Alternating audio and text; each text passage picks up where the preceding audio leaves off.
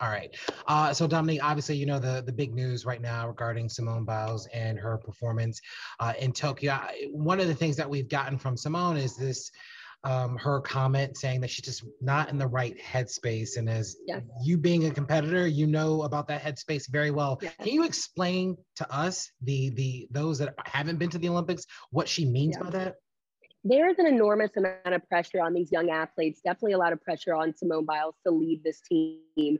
And she's committed and sacrificed her whole childhood to get to this opportunity to make it to her second Olympic team and to be the greatest of all time in the sport. She's feeling it. She knows there's the weight of the world on her shoulders. I think she was even quoted in saying that. She knows that she needs to be at her A game for that team to win gold. Hence, they ended up getting a silver without her. That's a lot of pressure on a young person. She's 24 years old and she's been enduring this for quite some time. I experienced that leading up to the 1996 Olympic Games, knowing that I was one of the leaders of that team. And for us to make history, I needed to be on my A game. That was a lot of weight, a lot of pressure to do it for my country, to do it for the federation, to do it for my team. All of those people around me that sacrificed so much, they made it clear that they sacrificed so much. So you really do feel the weight of the world. Um, the fact that she decided to step away from the competition, in your mind, does that suggest that she's potentially done with the sport, or is she just trying to do this in order to make sure that the team is in the best position possible for the remainder of the Olympic Games? What I've heard, and I don't know what's the facts really to tell you the truth, because I'm not there and I'm also not in Simone Biles's mind. Hmm. But I heard that she had balked a little bit of one of her bulks and maybe became a little disoriented. And that is very challenging to overcome as an athlete. I went through a lot of mental blocks in the sport, primarily doing twists on the bars and even attempting very difficult vaults. And sometimes when you're not on your A game and you're overthinking the situation, it will paralyze you and you will not be able to do things. And so instead of taking the risk of injuring herself or further affecting her mental health, she decided to listen to her heart, listen to her voice, and to take a step back. And I'm glad that she made the best decision for Simone Biles. I hope she'll come back in a couple of days for the individual all around, but we will see.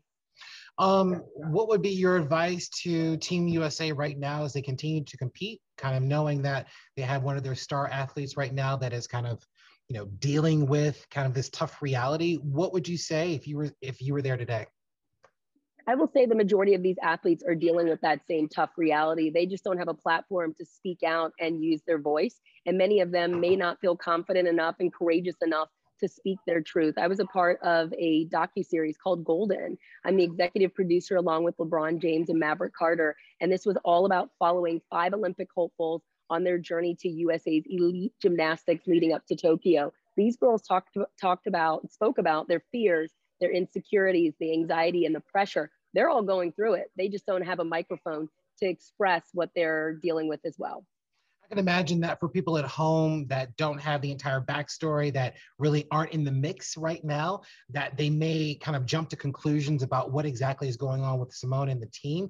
What would you recommend? What would you say to folks at home about what is going on, and maybe some of the things that they should be cautious of saying as this Olympic Games plays out? What I will say is people don't understand the enormous amount of pressure that these young girls are facing. Right now, I'm standing in my gymnastics academy here in Clarksburg, Maryland. It's called the Dominique Dawes Gymnastics and Ninja Academy. I started this academy a year ago because I want to change the culture of the sport of gymnastics. It's full of too much fear, too much intimidation, and too much silence. I did the sport for 18 years of my childhood, and I vowed if I ever had children, I did not want them to have the same childhood in the sport of gymnastics as I did, which is why I created this healthier environment that's all about encouraging kids and helping them develop a healthier sense of self. That's what the sport of gymnastics has been about with regards to the fear, the silence, and the intimidation. So while I think people will want to judge Simone or they may have their opinion about the situation, you really don't know the culture of the sport until you've walked in one's moccasins, and you haven't, and you would probably best not. And that's why I've created a healthier environment for future gymnasts.